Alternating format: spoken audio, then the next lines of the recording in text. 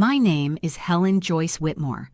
I am 68 years old, and for nearly 5 decades, I was a wife, a mother, and the quiet heart of Blackwood Creek Orchards, a small organic apple orchard tucked into the green foothills of the Blue Ridge Mountains in Virginia.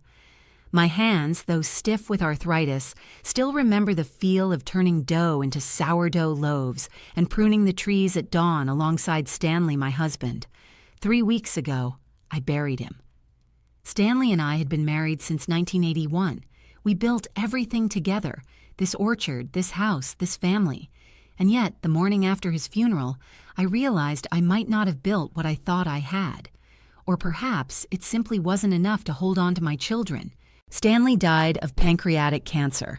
14 months of watching a man of the soil wither away, his strength stolen piece by piece. "I don't want the kids to know," he had whispered one night, his voice thick with morphine. "Let them live their lives a little longer without this shadow." And because I loved him, I agreed. But deep down, I already knew. Our children, Clifford and Joyce, had drifted away long before the diagnosis. Clifford, the eldest, had carved out a fast-paced career in Charlotte's financial world and hadn't been home for more than a handful of weekends in over a decade. Joyce, meanwhile, floated from one failed wellness business to another, always funded by Stanley's savings, always needing just one more loan. I had hoped grief would bring them back to the center of who we were, that they would remember the orchard, the family dinners, the love that raised this house. But when they arrived for the funeral, I didn't see children mourning their father. I saw professionals calculating an estate. The night after the funeral, I sat alone in the kitchen, staring at the worn wood of our dining table. I told them we could go through Stanley's things together the next day. It was a small gesture, a mother's way of making room for memory. They had other plans. The next morning, sunlight streamed through the lace curtains Stanley and I had picked out together 30 years ago. I made the simple Folgers coffee Stanley liked, not the bitter imported blend Clifford brought from some trendy cafe in Charlotte. And I waited at the kitchen table. They came downstairs impeccably dressed. Clifford in a sport coat, Joyce in a silk blouse, her hair perfectly curled. They looked like they were heading to a board meeting, not sitting down to remember their father. "Mom," Clifford began, setting down his cup with the same cool precision I had once seen in his father. "Joyce and I have been talking." He looked at her, then at me. "We think it's time to start sorting things out. The estate, the business, the house." I blinked, not sure I'd heard right. "Sorting things out?" "It's the practical thing to do," Clifford said. "You can't manage the orchard and this house by yourself. It's big, Mom. Too much for someone your age." My age? The words hung heavy in the air. I had pruned those trees alongside Stanley through frosts and heat waves. I had managed the payroll when we couldn't afford a bookkeeper, baked pies for fundraisers, driven the tractor, and delivered crates to food banks. "We want you to be comfortable," Joyce added, her voice as smooth as a sales pitch. "There's a wonderful senior living community about 2 hours south, Sunny Meadow Estates. Activities, friends your own age." I stood up to clear the breakfast dishes, needing to move to hide the tremor in my hands. That's when Clifford pulled out a folder. "Dad talked to me about this last year," he said, sliding a set of documents across the table toward me. "He wanted me and Joyce to take over." I looked at the paper. It was printed on the letterhead of Clifford's firm. Stanley's signature looked firm, too perfect. Something was wrong. He hadn't written that clearly in months, not since the morphine. "This isn't from our trusted attorney," I said. "He was lucid when he signed it," Clifford insisted. "He wanted this." "Yes," Joyce added quickly. "A fresh start. There's a developer interested. They're offering $4.5 million for the land. We'd be set. You'd be taken care of." A developer.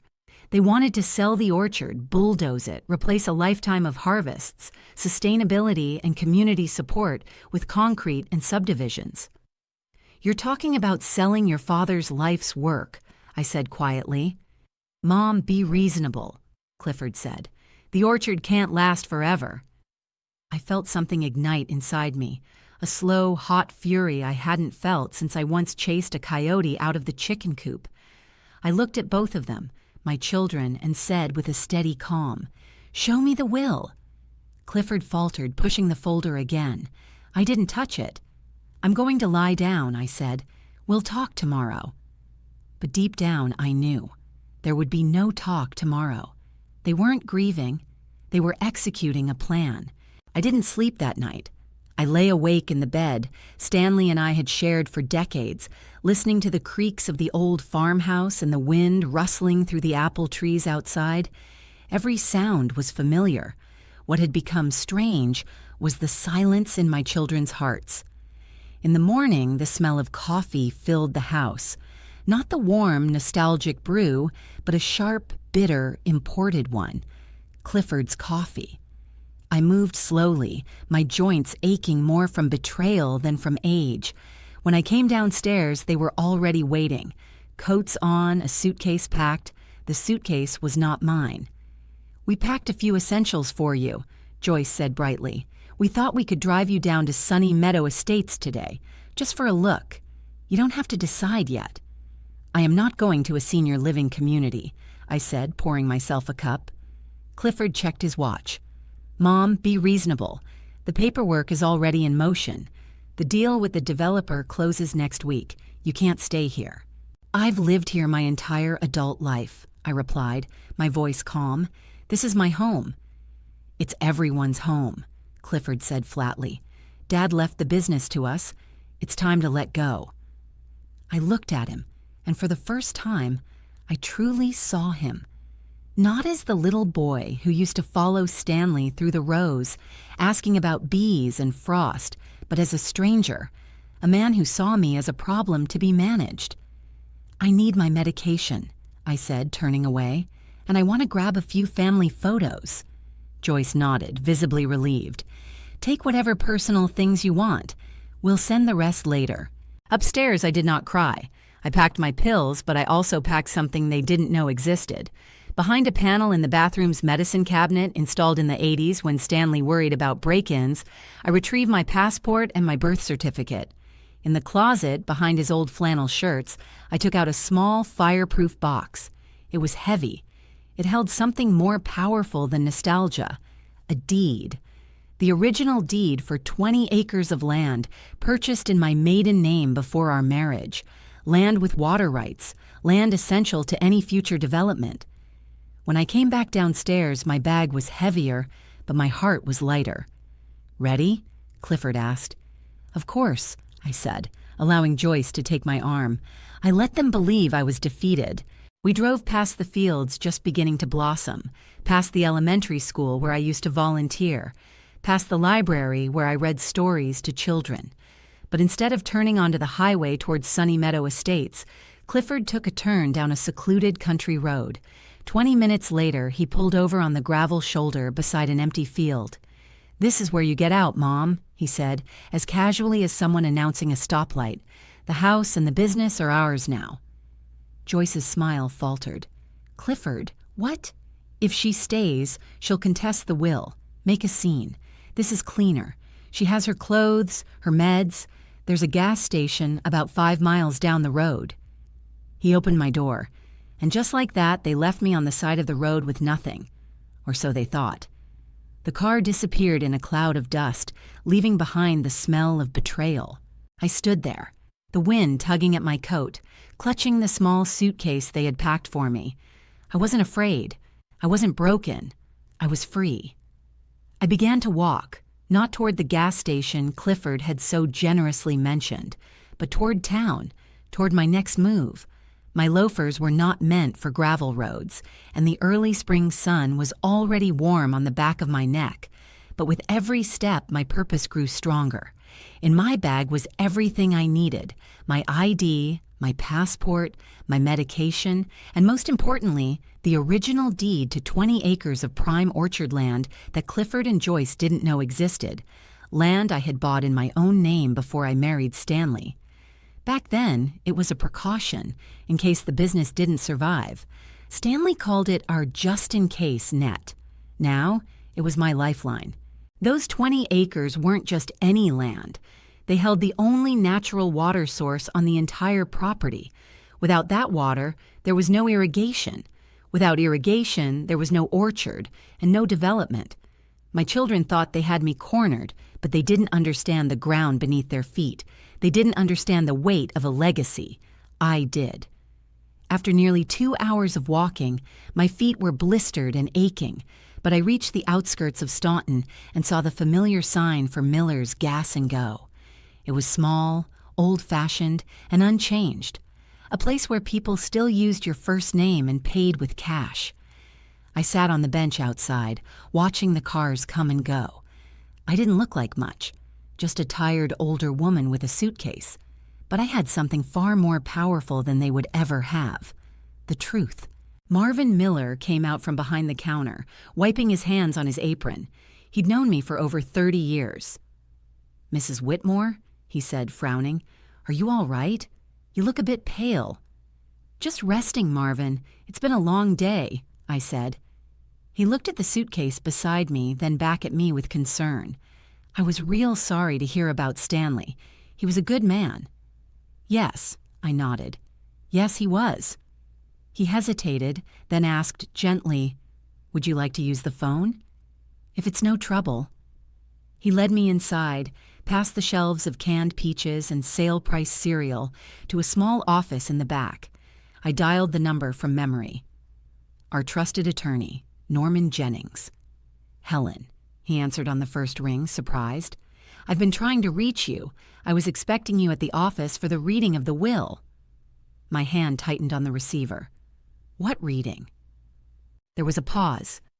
"Clifford filed a will. I had my doubts. It doesn't match the file your husband and I updated last year." "I need your help," I said, my voice clear, "and your discretion." "You have both. My office. 1 hour." I hung up and turned to Marvin. "Do you sell prepaid phones?" He nodded. "Sure do. You want one?" "Yes, and a bottle of water." He refused to take my money. "Mrs. Whitmore, if you need anything else, you just say the word." His kindness almost undid me. But I didn't cry when I buried Stanley, and I wasn't going to cry now. I had work to do. Norman Jennings' office was on the second floor of a historic brick building on Main Street, right across from the Staunton Public Library. He had been our lawyer for over 30 years.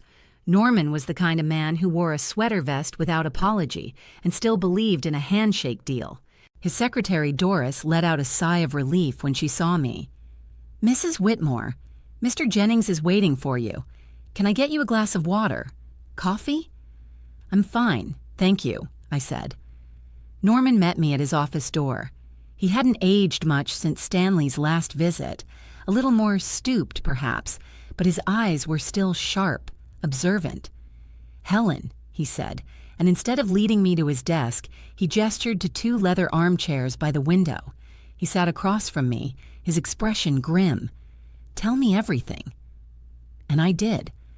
I told him about the funeral, the fake will, the boardroom conversation in my kitchen, the drive and the abandonment on the side of the road. Every detail. He didn't interrupt, just listened, nodding occasionally, his face growing darker by the minute. When I finished, I reached into my bag and pulled out the fireproof box. From it, I took the original deed to the 20 acres Stanley and I had quietly set aside decades ago, in my name. Norman examined the document with a kind of reverent silence. "This is gold, Helen. This isn't just land, it's leverage. With the water rights and zoning, the developer can't touch anything without this." "I know." He leaned back, tapping the edge of the deed thoughtfully. "The will Clifford filed is a forgery.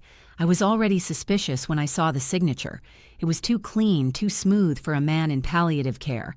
I knew it wasn't Stanley's." "Then contest it," I said. "We will," Norman said, "but that takes time. In the meantime, we use this." He held up the deed. "You are still the legal owner of the most critical part of this property. They cannot move forward with the sale without your consent, and we can file a lice pendens notice with the county recorder to halt any movement." "I want my home back," I said quietly, "and I want them to understand what they've done." Norman nodded. Then we'll make them understand. First, I'm drafting a letter to the developer. They need to know the property isn't what was promised. They'll back off. If they're smart, they will. Developers don't like lawsuits, and they certainly don't like buying land with incomplete rights. He stood up, suddenly full of purpose. Plus, I know a judge at the District Circuit Court. We can file for an emergency injunction to freeze the transaction until this is settled. I looked out the window across the street, where a young couple was walking hand in hand, oblivious to the quiet storm brewing in this office. "I don't want revenge, Norman," I said, more to myself than to him. "I want truth and peace." "You'll have both," he promised. By noon the next day, Norman had filed an emergency injunction to halt any property transfer related to Blackwood Creek orchards. A process server delivered the legal notice to the development company Clifford and Joyce were dealing with. Within hours, the deal was suspended. The developer, facing unexpected legal complications and the discovery that a key parcel of land, the one containing the only natural water source, was separately deeded and had never been disclosed, began to pull back. Their lawyers contacted Norman with urgent requests for clarification. "I told them the truth," Norman told me as we reviewed documents in his office. "The property is encumbered. The water rights are not transferable as they believed. And most importantly, your children do not have the authority they claim to have." That night, I received a text from Joyce. It was the first time she had reached out since leaving me on the road. "Mom, please call me. We need to talk. Clifford is panicking. We didn't know about that other land. Can we fix this?" Fix this. I stared at the words on my prepaid phone. There was no apology, no acknowledgement of what they had done, only fear, now that the money was slipping through their fingers. I did not reply. Later that night, Clifford called Norman directly, demanding an explanation, trying to regain control. But Norman calmly informed him that all communication would now be handled through legal channels. "They've realized," Norman said to me, "that they have severely miscalculated." "They thought I had nothing left," I answered, "but I had everything they forgot to value." He looked at me with a quiet pride. "You're handling this with a great deal of grace, Helen. A lot of people would have gone scorched earth by now. I've lived too long with kindness in my bones to turn bitter now," I said, "but I won't be silent either." Outside, Staunton went about its day. Kids on bikes, a dog barking in the distance, someone mowing a lawn. Life was still simple here. It was still honest, and I intended to keep it that way. The land would not be sold, not now, not like this. The orchard Stanley built, the legacy he left. It was not a commodity. It was home, and I wasn't done protecting it yet. In the weeks that followed, I did not return to the old farmhouse. I rented a modest apartment above the bakery on Main Street in Staunton. It had a small balcony just big enough for a rocking chair and a few pots of herbs. In the mornings, the place smelled of cinnamon and fresh bread. It wasn't the house Stanley and I built, but it was mine, and that mattered. I started teaching again. I picked up the Wednesday night quilting class at the community center just like I used to. I even started giving weekend workshops at the library, sharing what I knew about organic gardening and sustainable orcharding. Teenagers came, retirees came, young couples eager to start their own gardens came. People listened, not because I raised my voice, but because I spoke with history in my hands, with the soil we had protected for decades. I put the water rights into a land trust for the benefit of the Shenandoah Valley Agricultural Cooperative, a local initiative that supports young farmers. They would use them, not sell them. They would care for the trees as Stanley had. That was the future I wanted. Clifford and Joyce kept their distance. I heard whispers that the developer pulled out entirely, that the forged will was formally challenged and frozen, that their reputations took a hit in their respective cities. But I did not gloat. Revenge didn't need to be loud to be real. I chose peace, but not at the cost of truth.